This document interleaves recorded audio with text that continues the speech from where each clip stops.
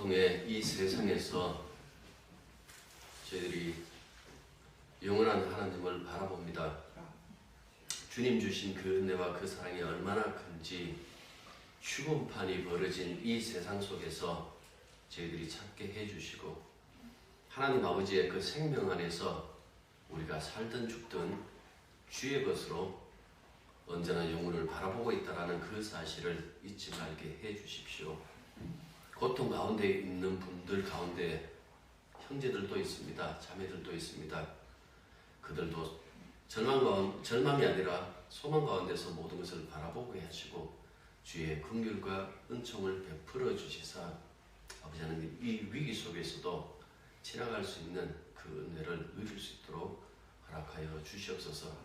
예배의 처음과 마지막 그 순간까지 주의 영이 함께하여 주시사 영으로 드리는 예배가 되게 하여 주옵소서. 예수님 이름으로 기도드립니다. 아멘. 626장입니다.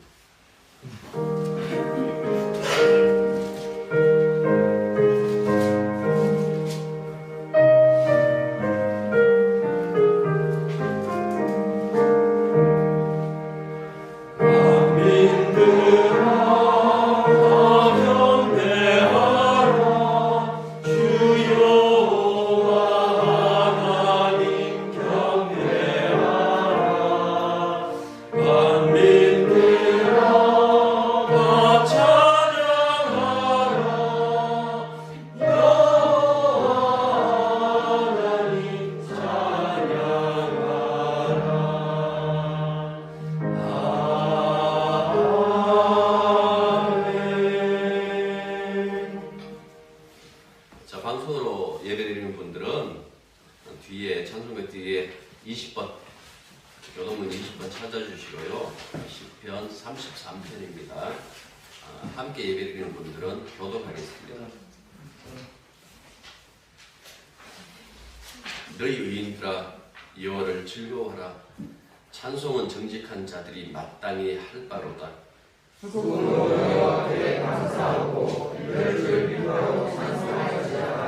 새 노래로 그를 노래하며 즐거운 소리로 아름답게 연주할지어다. 여호와의 말씀을 정직하며 그가 하시는 일은 다 진실하시도다. 그는 공의와 정의를 사랑하시며 세상에는 여호와의 인자심이 충만하도다. 여호와의 말씀으로 하나님의 지음이 되었으며 그 완성을 그의 입 가운데로 모으도다. 그가 바닷물을 모아 무더기같이 사으시며 깊은 물을 곳간에 두시도다. 온 땅이 여호와를 기뻐하며 세상의 모든 물들을 긍휼하시도다. 아멘. 앉으십시오. 찬송가 28장입니다.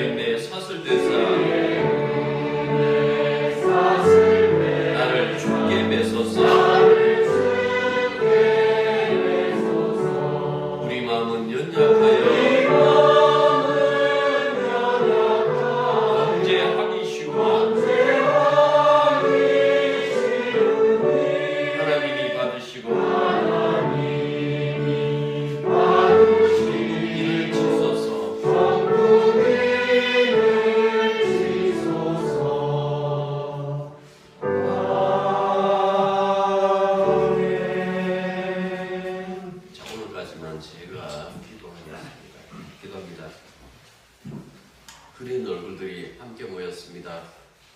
앞서도 말한 것처럼 교회가 조직이 아니라 사람들의 체온이며 얼굴이며 마음씨며 사랑이며 그 안에 덮쳐져 있는 그리스도 예수의 그 피로 말미암아 함께 기뻐하는 그 마음들이 모여 교회를 이루고 주님 앞에 온전히 예배드린다는 그 사실을 새삼 느낍니다. 주님, 이 코로나 사태로 인하여 신앙의 관점에서 다시 모든 것들을 바라볼 수 있는 그 기회도 저희들에게 허락해 주시고 믿음이 무엇인지 교통이 무엇인지 성도들의 그 마음이 함께 모이는 것이 무엇인지 이런 부분들을 다시금 정립하게 해주시고 바라보게 해주시니 진심으로 감사드립니다. 모든 것이 다 나쁘고 모든 것이 다 좋은 것은 없습니다. 나쁜 것 가운데 좋은 것들이 발생하고 좋은 것 가운데서 또한 나쁜 것이 발생할 때마다 그 가운데 역사하시는 하나님의 그 참된 사랑을 저희들이 깨닫게 하여 주시기만 간절히 바라고 합니다. 이 땅만 평안하다고 살만한 세상이라고 느끼지 말게 해 주십시오. 지긋촌이라는 그 말에 있는 것처럼 우리의 이웃 국가들의 그 고통이 지금 우리에게 몰려올 때마다 함께 느끼게 해주시고 염려하게 해주시고 그들의 고통이 제거되도록 기도할 수 있는 그런 저희들이 되게 도와주시기만 간절히 바라옵나이다. 그들이 없는 우리가 없다라는 그 사실을 알게 해주시고 언제나 믿음 안에서 온 세상이 하나이며 교회가 하나이며 그 속에서 코로나에 감염된 사람도 감염되지 않는 사람도 하나라는 그 사실을 깨닫게 해주시사 언제나 주 앞에 영광을 돌리며 살아갈 수 있는 저희들 되게 도와주시면 간절히 바라고 합니다. 세상의 그 어떤 피해도 우리들에게 하나님의 사랑을 가져갈 수 없다라는 그 사실 또한 믿게 해주셔서 언제나 주만 바라보고 어떤 일이 벌어진다 할지라도 주님 끝까지 우리를 사랑하신다라는 그 말씀은 믿고 따를 수 있는 저희들 되게 도와주시기만 간절히 바라고 합니다. 함께 모여있는 가정들과 그렇지 못한 그 가정들을 돌아보시사 하나님께서 은총을 내려주십시오. 우리가 장소가 어디 있든지 간에 믿음 없으면 그 어떤 행위도 주님 앞에 죄밖에 되지 않는다라는 그 사실을 알 때에 어디에 있든지 간에 진심으로 믿음으로 하나님 앞에 예배드리고 믿음으로 모든 것들을 받아들일 수 있는 저희들 되게 도와주시옵소서. 오늘 이 예배 가운데 함께해 주시며 성도들의 그 마음속에 주의 평안과 기쁨을 충만하게 채워 주시옵소서. 예수님 이름으로 기도드립니다. 아멘.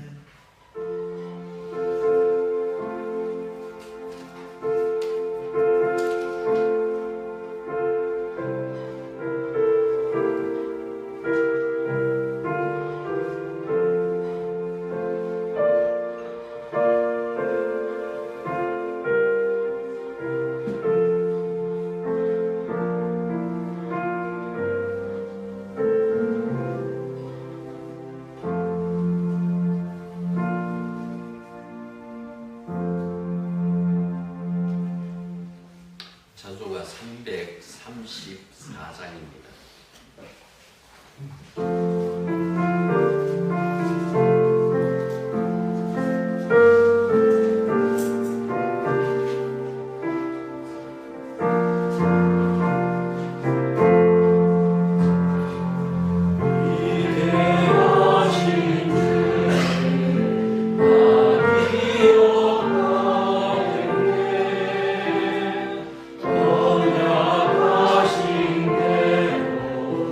날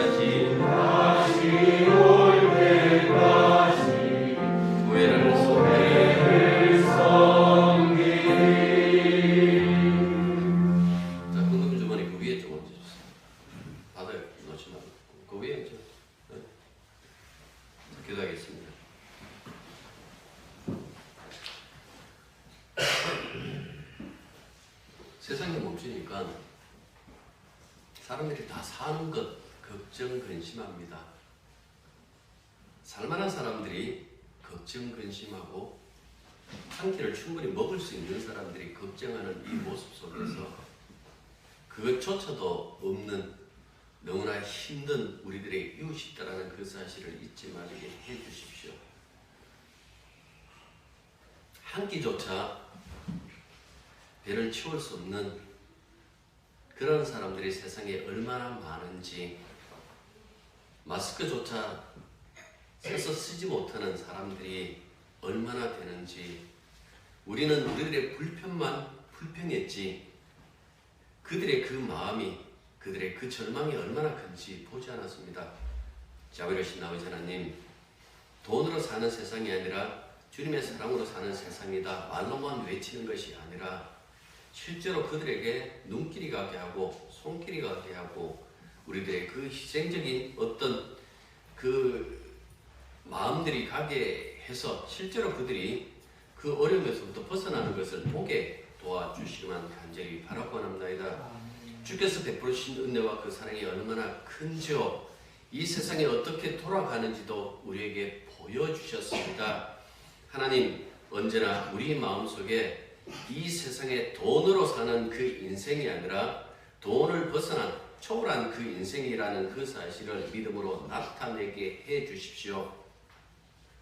헌금한다고 복 받는 것이 아니라 복이 이미 우리들 삶 속에 채워져 있다라는 그 사실을 알게 해 주시사, 때로는 내가 쓸 수 있는 것조차 없다 할지라도 진심으로 하나님 앞에 감사드릴 수 있는 그런 큰 믿음을 저희들에게 허락해 주십시오. 자비로우신 아버지 하나님, 이 땅에 주의 긍휼을 바라는 모든 자들에게 함께 해주시고 그들에게 실제적인 은혜의 손길이 갈 수 있도록 섭리하여 주시사, 모두가 주 안에서 함께 살아가는 그 세상을 누릴 수 있도록 은혜 내려 주시옵소서. 예수님의 이름으로 기도드립니다. 아멘.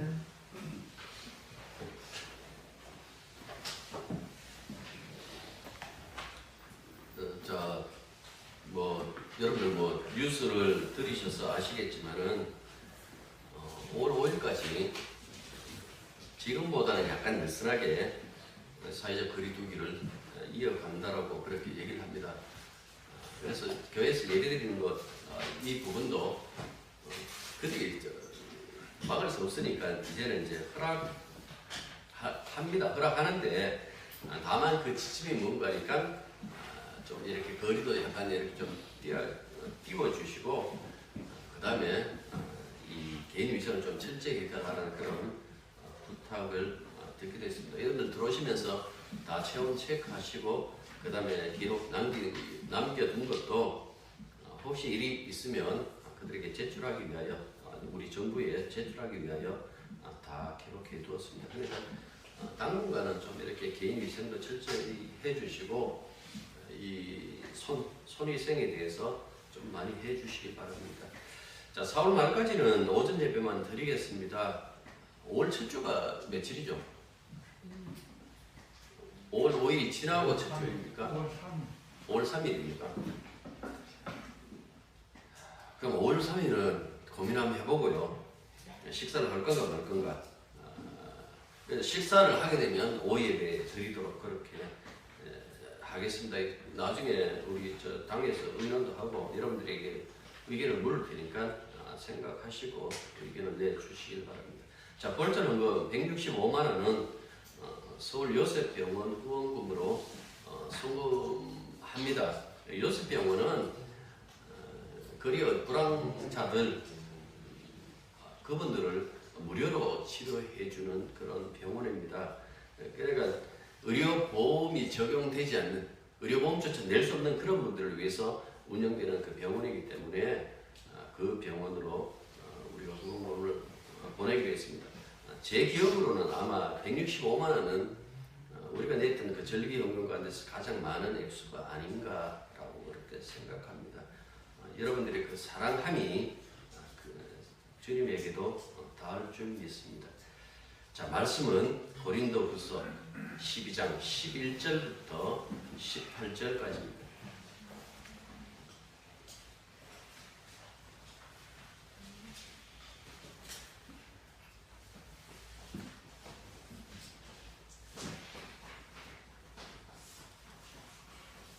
고린도후서 12장 11절에서 18절.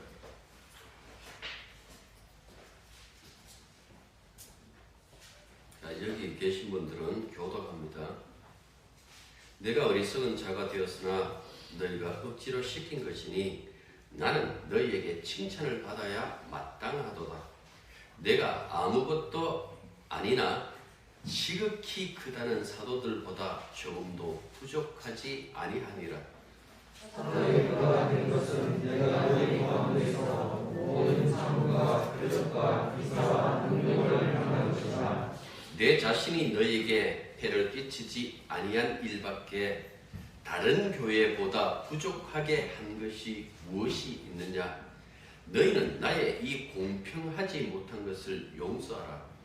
또한 내가 이제 세 번째 너희에게 것을 준비하였으나 너희에게 베풀지 아니하리라. 내가 원하는 것은 너희의 생각이 아니요 오직 너희가 우리나라 모든 교회의 노력을 추천하는 것이 아니요 그가 은혜를 위하여 합니다. 내가 너희 영혼을 위하여 크게 기뻐함으로 재물을 사용하고 또 내 자신까지도 내어주리니 너희를 더욱 사랑할수록 나는 사랑을 덜 받겠느냐?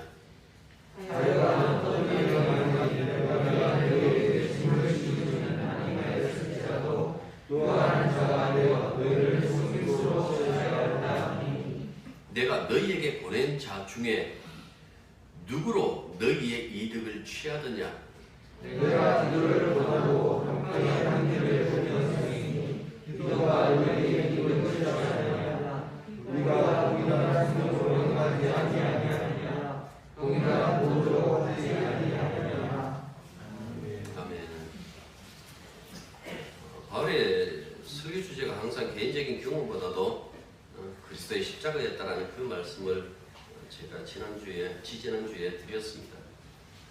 그래서 바울은 자기의 체험을 내세우거나 그것을 잡아 느리는 것을 늘 원치 않았습니다. 그래서 자랑할 때도 항상 마지못해서 자랑할 수밖에 없다.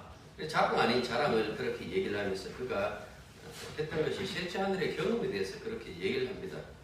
그 얘기를 해놓고 그 셋째 하늘 경험에 대해서 끝나는 것이 아니라 자기의 육신의 가시에 대해서도 이야기를 합니다. 왜 이것을 이야기를 하는가 하니까 이 두 가지, 그러니까 하늘나라와 자기 현실, 이 육신의 가시를 이야기함으로 말미암아 그 십자가와 사실은 보조를 맞추는 거예요.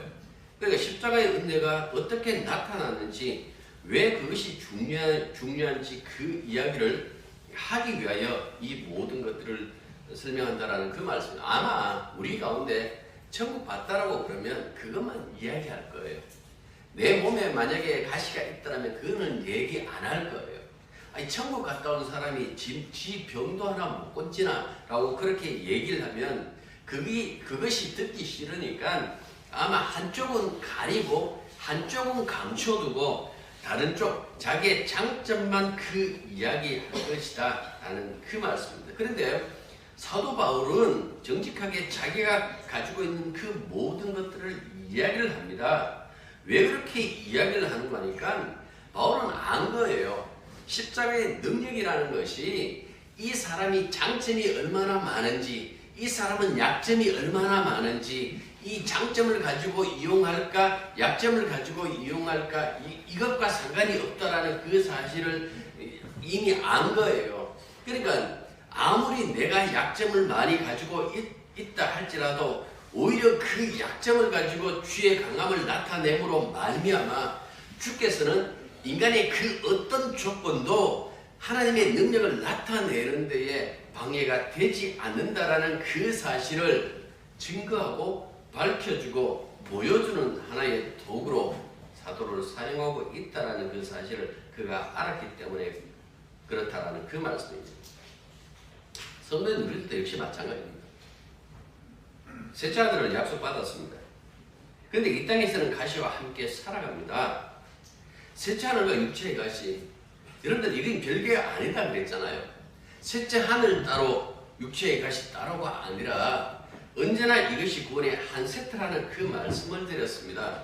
항상 바울이 구원을 이야기를 하고 곁들여 혹은 함께 고난도 받아야 할 것이다라고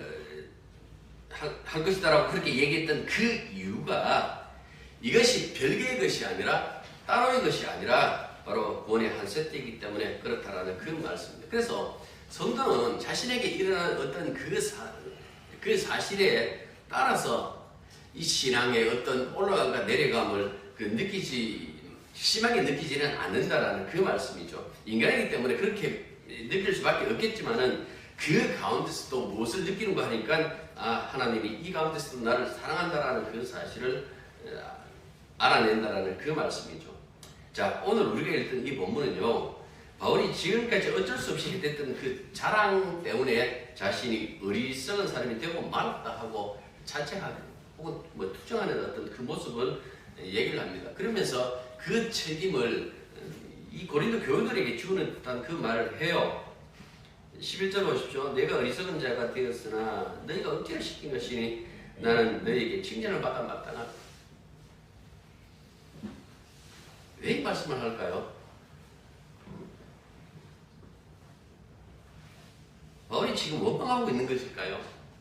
내가 그만큼 내 자랑이 싫다고 하지 않더냐? 근데 너희들은 나를 자랑할 수밖에 없는 그 상황을 만들었다. 그 원망을 하고 있는 것일까요? 아닙니다. 전체의 어떤 이 고린도 후서를 자세히 보시면 그거예요. 왜 우리가 이 부질없는 싸움에 휘말려 있어야 되느냐라는 그 얘기예요. 사도가 교회 사이에 주고받아야 될 것이 무엇입니까? 의심입니까? 의심에 따른 해명입니까? 그것이 아니지 않습니까? 그리스도가 어떤 분이신지, 그분이 어떤 사랑을 교회에 베푸셨는지 그것을 설명하며 듣는 것으로 교제해야 마땅한데도 불구하고 당신 참 목사 맞아요? 너희들은 그럼 참 성도가 맞느냐? 그렇게 다투고 있을 문제가 아니다라는 그 말씀입니다. 하지만 교회의 이 일부가 유대에서 온 거짓사들의 게임에 빠졌잖아요. 그래서 이 바울의 사도직을 의심하고 그가 전한 그 복음의 반기를 들었다라는 그 말씀이에요. 그래서 바울이 전한 예수, 바울이 전한 그 성령, 바울이 전한 복음이 아닌 거짓 사도들이 전한 다른 예수, 다른 영, 다른 복음을 취했다라는 그 말씀이에요. 그러니까 바울의 입장에서 보면 고린도 교회의 이 관계 속에서 단순히 서로가 오해했던 이 부분에 대한 갈등이 아니라 어느새 이 갈등이 확산되어서 어떻게 되는가 하니까 예수 문제, 복음 문제, 성령의 문제로 갈라졌다라는 그 말씀이에요. 전혀 다른 어떤 그 세계가 열렸다라는 그 말씀이죠. 그래서 10장 하반절을 보시면 내가 아무것도 아니나 지극히 크다는 사도들보다 조금도 부족하지 않다라고 얘기를 했어요. 여기서 큰 사도라는 것은 12사도나 그에 상응하는 어떤 제자들을 의미할 수도 있는데요. 자세히 읽어보시면 지금 비꼬는 말이에요. 그게 뭔가니까 바울 이후에 고린도 교회에 와서 내가 큰 사도다라고 얘기했던 그 사람들, 그래서 다른 예수를 전하고 다른 복음을 전하고 다른 성경을 이야기를 했던 그 사람들을 이야기한단 말이에요. 이들의 특징이 뭡니까? 지가 대단히 크다고 얘기를 해요. 전모시 한번 보십시오. 지가 하나님 마음대로 할 수 있다고. 그 이단들의 특징이에요. 그런데 놀아나는 거예요. 그래서 항상 제가 그래요. 같은 편이기 때문에 그렇다. 양은 일이 안다른다 그랬어요. 양은 목자의 그 음성을 안다 그랬거든요. 그래서 저는 그 교회를 교회라고 안 봐요. 어떤 하나의 집단으로 보는 거죠. 그 양의 특징은 목자의 음성이 들려요.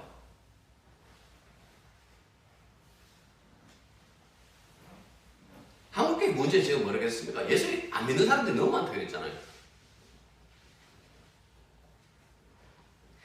바울은 또다시 자기가 그리스도의 참 사도임을 네 가지 들어서 주장해요. 10절 보십시오. 사도의 표가 된 것은 내가 너희 가운데서 모든 참음과 표적과 기사와 능력을 행한 것이라. 왜 참음을 앞에 내놓을까요? 그 어떤 것보다도 이 사람들은 그것을 보면서도 사도가 된 그 의심을 거두지 않았잖아요. 세 번째 간다라고 얘기를 해요. 이 12장에 보면요. 세 번째 너희들에게 간다. 13절 보면 그걸 다시금 얘기를 하는데 두 번째 가갖고 급박하게 돌아와야 될 수밖에 없었고 그 다음에 눈물의 편지를 쓸 수밖에 없는 그런 일을 당했어요. 그들의 그리스도의 사랑을 전했음에도 불구하고 그가 얼마나 그곳에서 수치를 당하고 모욕을 당했는지. 그래서 어떻게 본다라면 모든 참음을 가장 앞에 두는 것은 그 교회의 어떤 그 모습을 두고 이야기를 하는 거예요. 그런데 뒤에 나오는 이 세 가지 표적, 기사, 능력, 이 하나님의 권능에 대한 가시적인 현상을 보통 얘기를 하잖아요. 소위 말해서 불가사의한 어떤 일들이 나타났다라는 그 말씀이죠. 그것이 병자가 일어나고 죽은 자가 일어나는 그 기적들을 두고 이야기를 하는데 바울이 자기의 어떤 참 사도의 표지다라고 얘기를 하면서 이 네 가지를 들었어요. 그러니까 이 네 가지를 들으니까 이런 기적이 일어나야만 참 사도겠다라고 여러분들 그렇게 보시면 안 돼요. 왜 이 이야기를 하고 있는가 하니까 이 기적조차도 이건 하나의 수단일 뿐이고 보조 수단일 뿐이고 진짜 내가 하고 싶은 말은 무엇인가 하니까 예수가 주시며 그리스도라고 그 십자가의 복음을 전하기 위하여 상황에 맞게 하나님께서 역사하셨다라는 그 이야기를 하기 위하여 여기 이 기적들이 동원되었다라는 그 말씀이에요. 예를 들어서 만약에 이 뒤에 있는 이 기적들이 참 사도를 표하는 것이라면 어떻게 해야 돼요? 어떤 사람이 교회에 들어왔어요. 어떻게 해야 됩니까? 하나님, 내가 저 사람들 앞에 참 사도인 것을 알게 하기 위하여 저 아픈 사람들을 낫게 해주세요. 라고 해야 되겠죠. 언제 그런 일이 있던가요? 병자들이 일어나는 여러분들 그 일을 봤을 때 그 일이 사건이 벌어질 때요. 그게 한 사건이 아니라 그 모든 것들을 다 봐야 돼요. 어떤 경우인가라고 보면 항상 그 앞선 선행된 그 구절들이 있는데 그게 뭔가니까 믿음이 있다라는 것을 그 얘기를 해요. 그 믿음이라는 것이 그 사람이 지금 병자가 나는 나을 거야 라는 어떤 자기 확신을 가지고 얘기를 하는 것이 아니라 하나님께서 그에게 임했다라는 그 이야기예요. 그 다음에 일어난다고요. 그 병자가 일어나냐 나지 않느냐라는 것이 중요한 것이 아니라 선포되는 그 말씀이 무엇이냐는 것이죠. 그렇게 중요한데도 불구하고 사람들은 그 메시지에 주목하지 않는 거예요. 바리새인과 서기관들이 예수님에게 몰려왔습니다. 사람들이 당신이 하나님이 보내신 아들이다, 그리스도라 얘기하는데 그걸 그럼 우리한테 한번 증명해 보십시오 라고 그렇게 얘기를 했어요. 그렇게 얘기를 하니까 어떻게 했어요? 주님이 그래 내가 보여줄게 하고 그렇게 보여주셨나요? 안 보여주셨어요. 왜 안 보여주셨을까요? 기적의 사람이 기적을 행한다 할지라도 사람들의 믿음이 생기지 않는다라는 그 사실을 아시기 때문에 그렇다라는 그 말씀이죠. 옛 이스라엘 사람들이 이집트에 해방될 때 홍해가 갈라졌어요. 그래서 그들이 육지처럼 걸었어요. 하늘에 내리는 만나를 먹었어요. 메추라기 먹었죠. 낮에는 해의 상갈과 구름 기둥을, 밤에는 추울까 하여 불기둥을 써서 그들과 동행했어요. 목마르다 하면 그 반석에서 물을 내어주시고 적들이 침략할 때는 주의 권능으로 대신 물리쳐 주셨습니다. 자, 이런 일을 경험한 그들이 믿었습니까? 믿지 않았어요.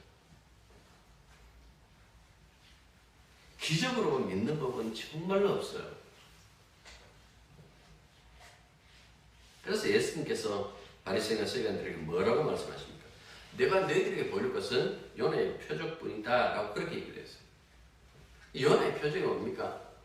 요나가 물고기 뱃속에서 회개하고 사흘 만에 다시 뱉음을 당했지 않습니까? 그러니까 그 표적, 우리의 죄와 사망을 대신 짊어지시고 십자가에 죽으시고 무덤에 묻힌 주 사흘 만에 다시 살아나실 것을 그들에게 은밀하게 말씀하셨다라는 그 말씀입니다. 그러면 부활하신 주님께서 봐라, 내가 그 전에 말했지, 죽고 난 다음에 사흘 만에 다시 산다고 말했지 하면서 다시 바리새인과 서기관들을 불러가지고 그들에게 자신의 몸을 보여주셨나요? 안 보여주셨어요. 왜요? 여전히 유효한 거예요. 이들이 그 기적을 봐도 안 믿는 겁니다. 고린도 15장에 보면 이렇게 얘기를 해요. 게바에게라고 해요. 원래는 막달라 마리아, 마리아가 가장 먼저 왔습니다만 게바에게 이렇게 얘기를 해요. 그 중에서 보면 최고로 많은 무리가 보면 500여 형제 이렇게 되어 있잖아. 500여 형제에게 일시에 보이시고라고 이 말씀이 있어요. 그러니까 이 주님이 보여주신 이 사람들에게는 무엇이 먼저 들어가 있는 거니까 믿음이 먼저 들어가 있고 복이 먼저 들어가 있었다라는 그 말씀이에요. 그래서 제가 여러분들에게 하고 싶은 말은 십자가의 복음을 증거하기 위한 하나의 수단으로 기적이 나타날 수도 있다라는 그 말씀이에요. 그런데 그 기적만 나타납니까? 아니에요. 자, 한 장 앞으로 이렇게 넘겨보십시오. 11장 보십시오. 23절부터 뭐라고 얘기를 합니까? 그들이 그릇에 일꾼이나 정신없는 말을 하더니와 나는 더 그러하도다. 내가 수고를 넘치도록 하고 옥에 갇히기도 더 많이 하고 매도 수없이 맞고 여러 번 죽을 뻔하였으니 유대인에게서 40의 감한 매를 5번 맞았으며 3번 태장으로 맞고 1번 돌로 맞고 3번 파선하고 일주일을 깊은 바다에서 지냈으며 여러 번 여행하면서 강의 위험과 강도의 위험과 동족의 위험과 이방인의 위험과 시내의 위험과 광야의 위험과 바다의 위험과 거짓 형제 중의 위험을 당하고 또 수고하며 애쓰고 여러 번 자지 못하고 줄이며 목마르고 여러 번 굶고 춥고 헐벗습니다. 이것만 있습니까? 광주리 사건도 있잖아요. 탈출 사건. 육체의 가시 이야기도 하지 않습니까? 이 모든 것들이 참음, 표적, 기사, 능력과 관련된 거예요. 우리가 생각하는 내가 원하는 것들이 이루어질 때 그걸 갖고 능력이다, 기적이다라는 것이 아니라 어떻게 그 모든 것들이 다 활용되고 있다는 그 사실을 보여주는 거예요. 왜 이렇게 사도 바울을 활용할까요? 주님은 이 말씀하시는 거예요. 내가 필요해서 너를 불렀다는 그 말씀이에요. 우리는 항상 그렇게 생각해요. 주님이 계신 이유가 바로 나를 위함이다라고 생각해요. 그래서 기도하면 늘 이렇게 기도하죠. 날 잊지 말아달라고. 나에게 은혜 듬뿍 달라고. 근데 주님은 반대예요. 필요해서 내가 너를 택했다. 땀만 품지 말라. 내가 하자는 대로 하고 내가 하는 대로 가만히 있어라. 너는 부족하다고 얘기는 하는데 그 부족함이 내가 나의 능력을 펼치는데 활용된다. 네가 그것만 안다면 내가 베푼 은혜가 얼마나 촉한지 네가 알리라. 바울은 알았어요. 알았기 때문에 그렇게 고백하고 있다는 그 말씀입니다. 주님은 이렇게 사도를 통하여 또 성도를 통하여 하나님 아버지가 기뻐하시는 그 일을 지금도 하고 계시는 거예요. 예? 제가 줄기차게 여러분들에게 인간의 행함의 가치를 부정했습니다. 그 이유가 뭘까요? 지금도 살아계시는 주님이 우리를 도고 삼아서 당신이 기뻐하고 주구한 일을 하시기 때문에 그렇다라는 그 말씀이죠. 이런 얘기를 들으면 우리에게 일어난 이 모든 일들을 하나님의 그 은혜를 베풀어 주신 하나의 사건이다 하고 받아들이면 되는데 그걸 듣지 않는 거죠. 고린도 교인들의 일부 중 혹은 오늘날 많은 교인들이 이런 얘기 안 들어요. 주님이 널 도구 삼았다. 안 믿어요. 그런 데서 안 믿겠다는 거예요. 주님이 나를 사랑한다고 얘기해 주십시오. 주님이 나를 위해 있다고 그렇게 얘기해 주십시오. 내가 주님 위해서 있다라고 말씀하지 마시고 내 인생을 다 소모시켜버리고 주님 당신이 필요한 대로 쓰신다고 그렇게 얘기하지 말아주십시오. 사람들은 그렇게 얘기를 해요. 신앙이라는 것이 참 묘해요. 어떤 사람은 대부분 보면 자기 중심적으로 다 판단한다 그 말씀을 많이 드렸잖아요.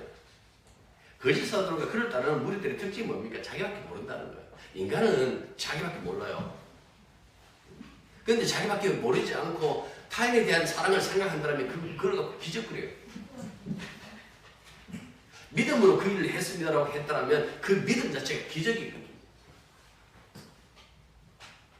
주를 위하여 몰라요. 다 나를 위하여.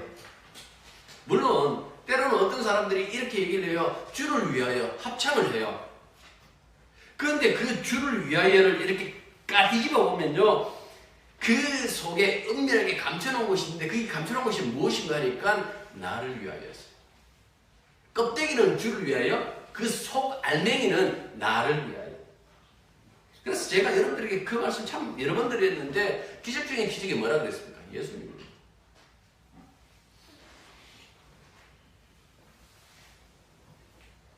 왜 이 말씀 드렸을까요? 성경에서 말하는 그 믿음하고 인간들이 생각하는 믿음하고 대척점이 있어요.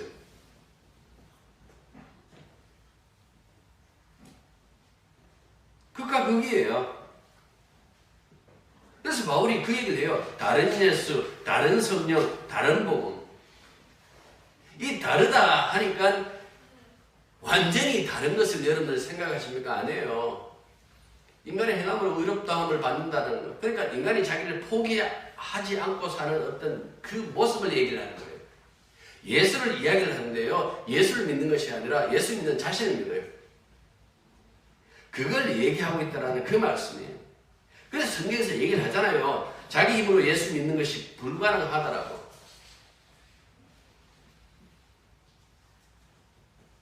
마태복음 9장에 보면 여러분들 너무나 잘 아시는 새 포도주는 어디에요? 새 부대에. 주님께서 새 포도주를 어디에 담지 말라 그럽니까? 낡은 옛 부대에 담지 말라라고 그렇게 얘기를 했어요. 그렇게 되면 어떻게 됩니까? 부대가 터지죠.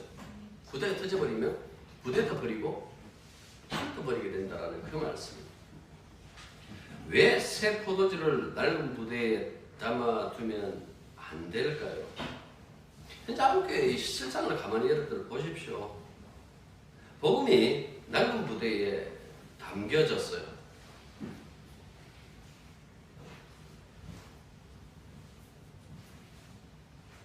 그렇지 않습니까? 자기를 위해서 복음과 예수를 이용했던 그 인간들 사건들이 엄청나게 터졌잖아요. 그렇지 않습니까? 그 잔혹사가 지금 우리 시대에 펼쳐지고 있는 거예요. 부자교회를 아들에게 물려주는 아버지, 목사, 그 한 사람이 아닙니다. 교회 헌금을 자기 지갑에 담은 현금처럼 쓰는 목사, 차마 입에 담을 수 없는 그 음란한 행위자들, 왜 이런 일이 벌어졌을까요? 그것은 세수를 낡은 부대에 담아두려고 했기 때문에 그렇다라는 그 말씀이에요. 낡은 부대는 세수를 감당을 못해요. 그래서 터진 거예요. 여러분들 이런 일들이 어떻게 보면 더욱더 깊어질 거예요. 우리가 때가 되면 강의를 앓는 것처럼 우리에게 붙어서 이런 일들이 벌어질 거예요. 왜 징계하지 않는가? 여러분 그게 징계예요. 네? 엘리 시대를 가만히 생각해 보십시오. 믿음 없는 시대예요. 엘리 두 자녀의 어떤 그 행위를 상세하게 사무엘상에서 1장에서 그려주고 있잖아요. 근데 그 시대에도 한나가 있었고 그 시대에 사무엘이 있었어요. 예를 들면 뭐 이런 거예요. 그렇다고 여러분들 믿지 마시고, 저는 믿음 없어요. 사기 목사예요. 근데 여러분들은 믿음이 있는 거예요. 자, 그러면 하나님께서 저를 이용해 가지고 여러분들을 살려내요. 이게 끝까지 가느냐? 안 그래요. 어떻게 합니까? 복음이 낡은 부대에 담겼으니까 터져버리는 거예요. 터져버리면 이제는 그 정체가 낡은 부대였다라는 그 정체가 드러나겠지요. 그런데도 그 낡은 부대에 붙잡고 아이고 아까워라 하고 포도주 담는 사람들이 있어요. 그 교회 다니는 사람들. 여기 복음 없었네. 못 떠나요. 왜 못 떠날까? 거기에 자기 정성이 다 담겨져 있거든요. 거기에 젊은 시절에 그 모든 것들을 거기에 다 사놨거든요. 이때까지 헌금했는 것이 얼만데, 복음보다도 자기가 지금까지 사온 어떤 그런 것들을 더 중요시 여기는 그 모습 때문에 지금도 그 완전히 땅바닥에 스며버린 그것을 흙을 푸면서 아깝다라고 그렇게 하고 있다라는 그 말씀이에요. 일단 그런 자들 향해서 이렇게 말합니다. 13절로 보십시오. 나 자신이 너에게 배를 끼치지 아니한 이 일밖에 다른 교회보다 부족한 것이 무엇이 있느냐. 그리고 14절 보십시오. 보라, 내가 이제 세 번째 너희로 가기로 준비하였으나 너에게 배를 끼치지 아니하리라. 두 번이나 폐라는 이 폐를 끼치잖아요. 이게 물질적인 것이잖아요. 그러니까 너희들에게 도움을 받지 않고 내가 자비랑하면서 복음을 증거하지 않았나라는 그 이야기입니다. 왜 이야기를 할까요? 복음이 얼마나 중요하다는 그 사실을 안 거예요. 돈으로 가지고 가치를 매길 수 없다는 그 사실을 안 거예요. 물론 바울이 마케도니아 교우들에게 베푼 그 물질 도움을 기꺼이 받았어요. 그런데 이들의 도움을 안 받습니다. 미워서 그렇습니까? 아니라 그랬어요. 특히 이 고린도에는 지식을 팔아먹는 그 철학자들이 득실거렸어요. 그래서 바울의 염려는 이런 것이지 않겠습니까? 내가 만약에 이 사람들에게 복음을 증거하면 이 사람들이 아이고 좋은 이야기 들려줘서 고맙습니다고 혹시 그렇게 돈을 주는 것은 아닐까? 하나님 값없이 여러분들에게 사랑을 베푸십니다. 누구든지 믿는 자에게 하나님께서 구원을 베푸십니다라는 것을 좀 더 가까이 알게 하기 위하여 그렇게 자비랑 했음에도 불구하고 이 부분을 받아들이지 않더라라는 그 말씀이에요. 지금 이렇게 얘기할 수밖에 없는 바울의 심정이 여러분들 읽혀집니까? 그렇게 사랑을 베풀고 그렇게 다가갔지만은 너희들이 끝내 나의 사랑을 알아주지도 않고 그 일에 대하여 오해하고 딴소리 하더라라는 그 말씀이에요. 그 딴소리가 뭡니까? 거짓 사도들의 게임에 빠져가지고 바울이 교회의 재정에 도움을 받지 않는 것은 거짓 혹은 참사도가 아니기 때문에 그럴 것이다 라고 그렇게 소문냈는데 그것을 믿기 시작했다는 그 말씀이에요. 바울이 여러분들 그 나머지 부분들 읽어보니까 뭐라고 얘기해요? 나는 결코 너희들을 이용하지 않았다라고 그렇게 얘기를 해요. 그런데도 불구하고 안 믿습니다. 그 다음 보십시오. 내가 구하는 것은 제가 풀어서 얘기를 할게요. 여러분 자신이 여러분의 재물은 결코 아닙니다. 자식이 부부를 위하여 돈을 모아두어야 하는 것이 아니라 부모가 자식을 위하여 그렇게 해야 하는 법입니다. 여러분은 돕는 일이라면 나는 더없이 기쁜 마음으로 그 비용을 감당하겠고 또 나 자신을 온통 희생하겠습니다. 나는 여러분을 이렇게 열렬히 사랑하고 있는데 여러분들은 왜 날 덜 사랑하려고 합니까? 라는 이 이야기. 여기 있는 것처럼 부모가 자식을 위하여 돈을 모은다라는 그 얘기를 했어요. 자식이 부모를 위하여, 물론 그런 사람이 있습니다. 가끔씩 드라마 보면 그런 사람 나와요. 그 특수한 경우 말고 일반적인 경우 보면 대부분 다 부모가 자식을 위해서 희생한다고요. 네. 우리 부모 세대들이 자랑이 뭡니까? 자기들 희생시켜갖고 자식들 공부시켰다는 그것 아닙니까? 그래서 배반 당한 거예요. 자식을 너무 똑똑하게 키워가지고. 네.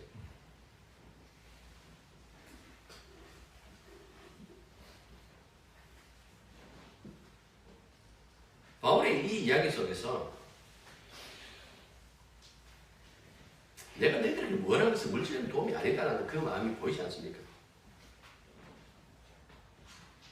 너희들이 진실한 믿음을 위해서라면, 너희들의 구원을 위해서라면 내가 나의 몸이라도 온전히 희생하겠다라는 그 말씀을 하고 있는 거예요. 교회와 사도와의 관계는 열린 관계잖아요. 소위 말해서 서로 교제하고 사랑하고 신앙적 아비로서 역할을 하는 그 사도, 그리고 거기서 신앙적 자녀이지만은 함께 사랑하고 있는 그 교우들. 그런데 이렇게 서로 사랑해야 될 그 모습의 교회와 사도의 관계가 서로 마음을 몰라준다라고 지금 하고 있는 거예요. 그래서 15절의 마지막에 있는 것처럼 내가 여러분을 더 사랑할수록 내가 그만큼 덜 사랑받아야 합니까? 라는 이 얘기를 하는 거예요. 내가 그만큼 사랑하면 할수록 여러분들은 나를 덜 사랑하려고 하고 있다는 그 얘기죠.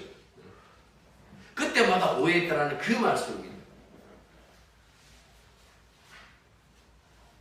17절부터 18절 보십시오. 왜 이 이야기를 합니까? 그 원인이 16절에 나오죠. 자, 보십시오. 너희는 이때까지 우리가 자기 변명을 19절이죠. 이거는 16절 보십시오. 하여간 어떤 이의 말이 내가 너희에게 짐을 지우지는 아니하였을지라도 교활한 자가 되어 너희를 속임수로 취한다. 이게 무슨 소리입니까? 사도 바울이 너희들에게 뭐 보태달라는 소리 안 하지. 그런데 큰 거 바라보고 있다. 그 큰 게 뭡니까? 예루살렘에 구제금 보내자 그랬지. 너희들이 돈 모아주면 그거 갖고 가다가 꿀꺽 삼킬 거다. 그 얘기입니다. 그 얘기. 그래서 앞서서 이 부분에 대해서 많이 변명했잖아요. 그래서 하도 속이 타니까 이런 얘기를 하면 17절 보십시오. 내가 너희에게 보낸 자 중에 누구로 너희의 이득을 취하느냐. 내가 디도를 보내고 함께 한 형제를 보내었으니 디도가 너희의 이득을 취하느냐.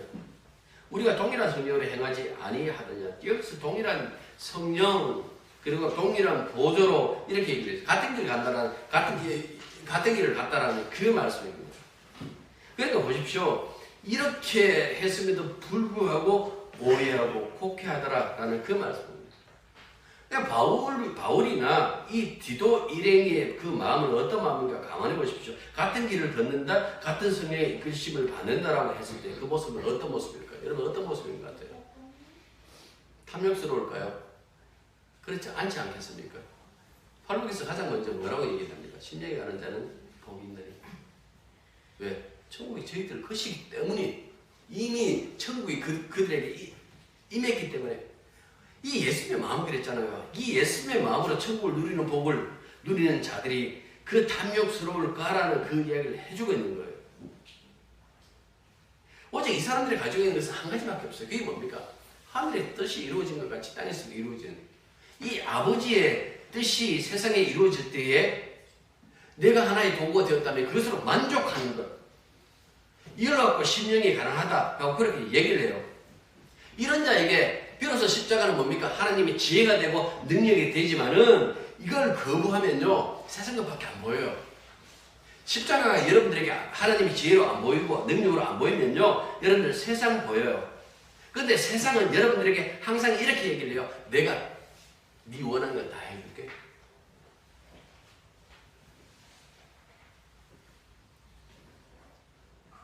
나는 하나 얘기하지 않는다.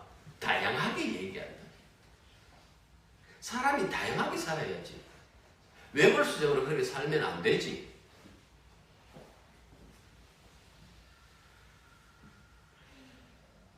세상이 제시하는 그 환상적인 것, 그 다양한 것들은 다 인간의 마음을 끌어당기기에 협조한 것들이에요. 그래서 요한일서 2장에 보면 그런 얘기를 하죠. 육체의 욕망과 눈의 욕망과 세상 살이에 대한 자랑이죠. 우리 눈에 보이고 우리 몸으로 느낄 수 있으며 우리가 가지고 있는 것을 자랑할 수 있는 어떤 그것들을 가지고 이야기를 하는데요. 문제는 이 15절에 보면 그리고 10절에 보면 그 얘기를 합니다. 거기는 하나님의 사랑이 없다고 그랬어요. 하나님의 사랑이 없다라는 거기에 붙잡고 있어요. 요한도 바로 통일하게 얘기를 해요. 사랑은 여기 있나니 그 사랑이 뭡니까? 아버지가 아들을 십자가의 세상에 못 박았다라는 그 얘기를 해요. 하나님은 사랑이다라고 했을 때에 십자가에 자기 아들을 못 박은 그 하나님이 있어요. 여러분들이 원하는 것대로 다 줄 수 있는 하나님이 아니라 여러분들 자기 아들을 십자가에 못 박을 수 있는 그 하나님이에요. 그 하나님이 사랑이다라는 그 말씀이에요. 그 사랑이 역사하고 그 사랑으로 살아야 됨에도 불구하고 교회가 거기서부터 마음이 떠나간 것이죠. 떠나가니까 늘 본 것이 뭡니까? 세상에 있는 그 탐욕스러운 그것, 그 목표 삼아서 살아가는 것 밖에 없다라는 그 말씀입니다. 바울이 자기 모든 것들을 다 포기한다 할지라도 오직 한 가지 남겨둔다는 게 십자가의 지혜다. 십자가다라고 그렇게 얘기를 해요. 여태 사도의 모습이 그렇다면 사도가 세운 교회도 역시 그래야 되지 않을까요? 교회가 최고의 강화가 무엇이냐라고 했을 때 십자가 얘기해야 되는 거예요. 너 교회 자랑이 뭔데? 우리 교회에 지금 땅이 얼마나 많은지, 교회에 지금 적금 들어가는 것만 해도 얼마나 많은지, 우리 교회에 돈이 썩어난다, 야. 그래서 네 자식들 데리고 오면 교회에서 뭐든지 할 수 있어요. 여러분들 그걸 자랑하실 겁니까? 우리 교회 한 가지밖에 없어. 십자가 하나님의 지혜라는 그 사실을 알려줄 거예요. 그것만이 하나님의 사랑이라고 알려줄 거예요. 그리고 세상의 환상에 빠지지 말라고도 늘 책망할 거예요. 네 죽었으니까 더 이상 네 탐욕스럽게 살지 말고 주님께 온전히 그냥 드리고 주님이 이끌어 가시는 대로 예하고 순종하고 살라고 얘기할 거예요. 그것이 온전히 교회의 자랑이 되어야 되지 않겠습니까? 바울이 말했던 이 기적들, 이적들, 이 모든 것들은 하나의 수단이에요. 무엇을 말하기 위해서? 십자가 하나님의 지혜라는 그 사실. 여기 하나님의 사랑이 나타났다라는 그 사실. 여기에서만 우리의 죄를 용서받고 오는 세상으로 들어갈 수 있다라는 그 사실. 그것 하나 이야기하기 위하여 지금까지 끊임없이 인내하며 참으면서 여러분들 이 수치를 당하면서 모욕을 당하면서까지 복음을 증거하고 있다는 그 사실을 잊지 마십시오. 기도하겠습니다. 하나님 아버지, 믿음으로 살아간다는 것이 얼마나 힘든 것이며 얼마나 고난의 일인지 그 부분에 대하여 저희들이 잊지 않게 해주십시오. 성도의 길이 사도가 걸어가신 그 길과 다르지 않고 성도의 길이 우리 주님이 가신 그 길과 다르지 않다는 그 사실을 알게 해주셔서 이 세상에서 내 꿈을 세우고 내 자리를 세우는 것이 아니라 오직 이 세상을 탈출하기 위한 주님의 자리, 십자가의 그 지혜, 그 은혜만 증거하기 위하여 우리를 부르셨다라는 그 사실을 알게 하여 주시기만 간절히 바라옵나이다. 이 믿음이 언제나 우리 마음속에 가득 채워지길 원합니다. 세상의 그 어떤 유혹도 채워진 그 마음속에 들어가지 못하게 해 주십시오. 오직 주의 영이 우리 마음속에 역사하여 주시사 오직 주만 바라보고 십자가의 은혜만 바라보며 끝까지 주님 한 분을 의지하며 살아갈 수 있는 그 삶을 살아갈 수 있도록 도와주시옵소서. 저희들의 모임 위에 함께해 주시며 오랫동안 떨어져 있다가 이렇게 함께 모였을 때의 이 기쁨, 이 즐거움, 이 따뜻함을 잊지 않고 한평생 오늘과 같은 그 날들이 이어질 수 있도록 주님께서 또한 역사하여 주옵소서. 예수님 이름으로 기도드립니다. 아멘. 자, 일어나십시오.